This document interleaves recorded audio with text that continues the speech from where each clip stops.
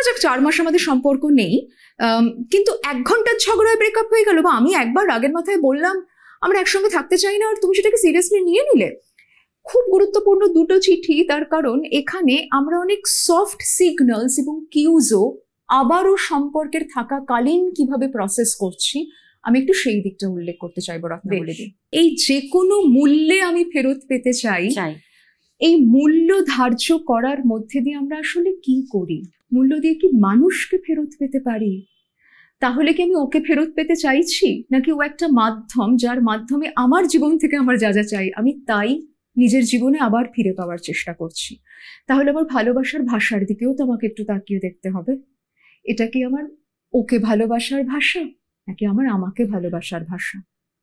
ঠিক, কিন্তু এটাও তো আমরা ভালোবাসার সম্পর্কে বলি। ও তো রাগের কথা, তুমি রাগের কথাটাই ধরলে।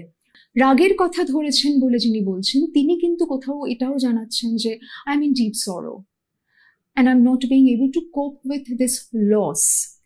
সেই চিঠিটার জায়গায় যদি আমাদের দেখতে হয় রত্নাবলীদি, তাকে আমি বলবো যে আপনার এই যন্ত্রণা হচ্ছে, এটা ঠিকই, কিন্তু এই মানুষটির সঙ্গে আপনারা একত্রিত থাকলে আপনার বারংবারেরও একটা সংঘাতের যন্ত্রণা হচ্ছিল, আপনি পেয়েছেন সেই যন্ত্রণা।